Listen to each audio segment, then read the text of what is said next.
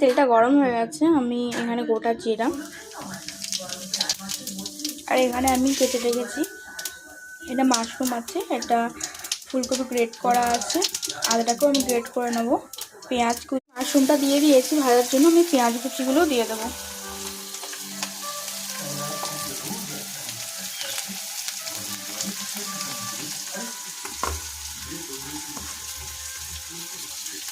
আদাটাও great করে দিয়েছি, ওটা একটু ভালো করে ভেজে নেবো একসাথে। খুব সুন্দরভাবে ভাজা হয়ে গেছে।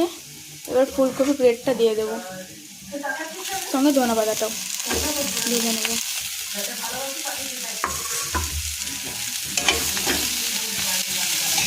আমি এখানে হলুদ গুঁড়ো, লঙ্কা গুঁড়া, জিরা গুঁড়োটা দিয়ে দিয়েছি জাস্ট মশলার জন্য। এগুলোকে খুব ভালো করে ভেজে নেবো। স্বাদটা ব্যালেন্স করার জন্য একটু হালকা চিনি দিয়ে দিলাম, যাতে টেস্টটা ব্যালেন্স থাকে। আগে থেকে আমি একটা ডো বানিয়ে রেখেছিলাম, যেহেতু পরোটা করব।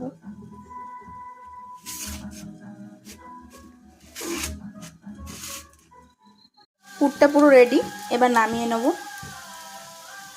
পুরটা নামিয়ে নিয়েছি ঠান্ডা করার জন্য, মিলিয়ে দিলাম। এখানে ডোটা আছে, এবার লেচিটার উপরে লেচিটা করতে হবে। ওই পুরগুলো সবের মধ্যে ভরে নিয়েছি, এবার শুধু জাস্ট বেলে নেব।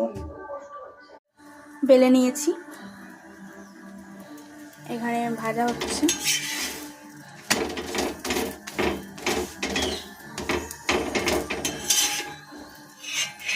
জানি না ফার্স্ট টাইম